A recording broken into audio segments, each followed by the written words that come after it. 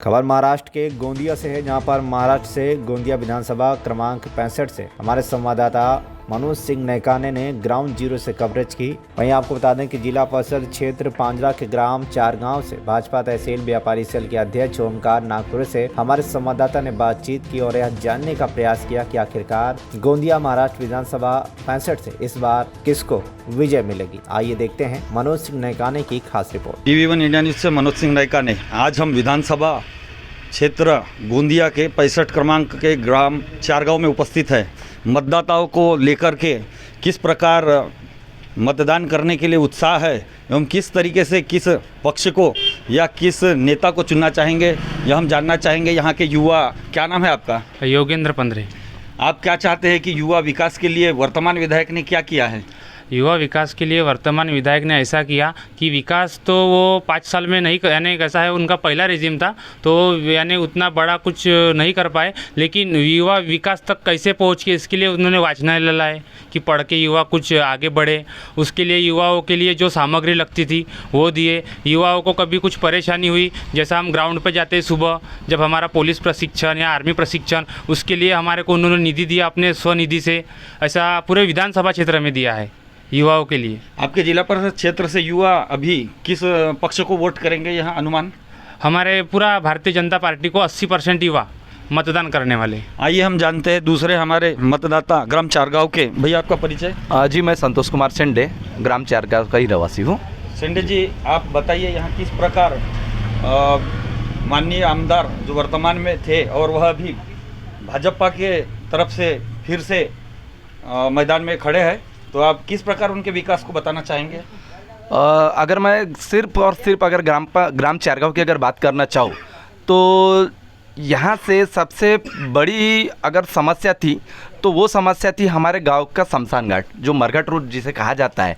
वह रास्ते पर अगर मैयत अगर हो जाए तो उसके जाने के लिए बहुत ज़्यादा तकलीफ होती थी, लेकिन माननीय विनोद जी अग्रवाल से हमने निवेदन किए और उन्होंने वो हमारा प्रस्ताव मंजूर भी कर ग्राम पंचायत के माध्यम से हमने कुछ बातें उनके पास रखे, तो उन्होंने वो जो मरघट रास्ते का जो प्रश्न है वो पूर्णतः ख़त्म कर दिए और वहाँ से सीमेंट रोड बन चुकी है। उसी तरह कुछ कुछ जगह जो खड़ीकरण के जो पांदन रास्ते जो रहते हैं उसमें वो खड़ीकरण करके किसानों को जाने आने के लिए भी रास्ता उपलब्ध कराया गया है। आपके समाज के तरफ से किस प्रकार का प्रतिसाद मिलेगा इस चुनाव में बीजेपी को? भारतीय जनता पार्टी को 100% तो नहीं कहा जाएगा, लेकिन 50% प्रतिशत मिलेगा। उसका कारण ये है क्योंकि भारतीय जनता पार्टी को हमारा समाज वोट नहीं करता। जी, मैं बुद्धिस्ट समाज से बिलोंग करता हूँ कि हमारा समाज वोट नहीं करता। यह नैरेटिव मैसेज जो है वो कांग्रेस पार्टी ने जो 70 साल के आज़ादी के बाद भी उन्होंने जो फैला के रखा है, तो ये जो गलत बात जो फैला के रखी है कि हम भारतीय जनता पार्टी को वोट नहीं करते, लेकिन ये वास्तविकता बिल्कुल नहीं है। क्योंकि अगर सबसे ज़्यादा विरोध अगर किसी पार्टी ने किया है तो वो है कांग्रेस पार्टी। जिन्होंने सबसे ज़्यादा नुकसान हमारा किया है तो वो है कांग्रेस पार्टी।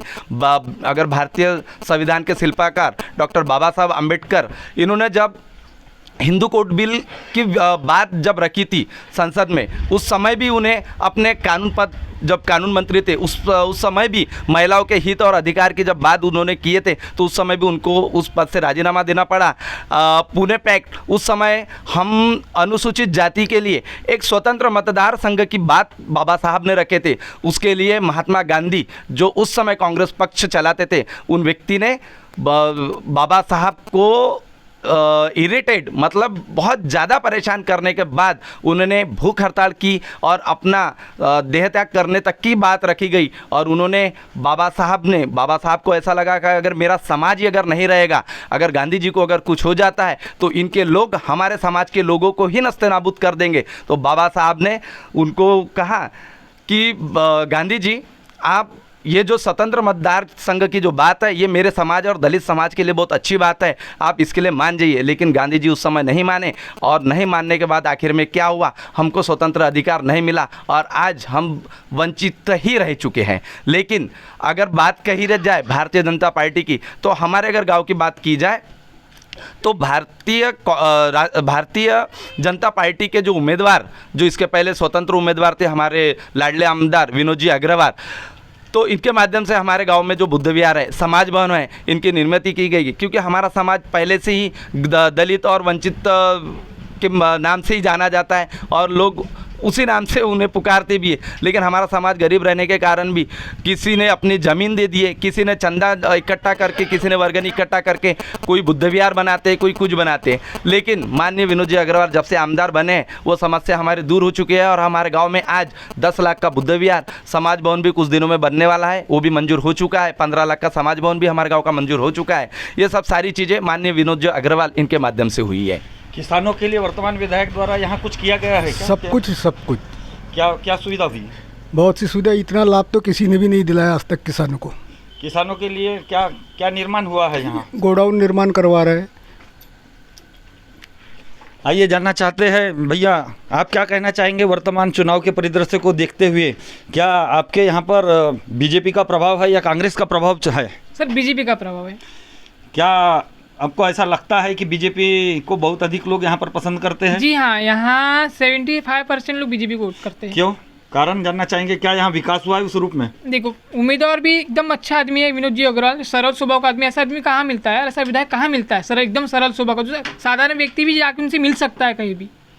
और दूसरी बात, पार्टी बीजेपी, उसके काम है सर, किसानों के हित में तो बहुत काम है उसके। TV1 इंडिया न्यूज से मनोज सिंह नाइक।